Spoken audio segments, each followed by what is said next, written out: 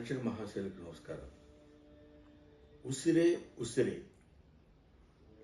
ఒక అందమైన love story.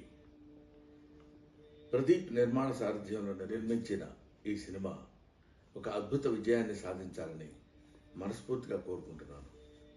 ముఖ్యంగా ఇందులో నేను, నా తమ్ముడు అలీ మేమిద్దరం కలిసి కొన్ని హాస్య సన్నివేశాల్ని నటించాం. ఈ సినిమాకి ఆ హాస్య సన్నివేశాలు ఎంతో అద్భుతంగా ఉపయోగపడతాయని మనస్ఫూర్తిగా నేను కోరుకున్నాను.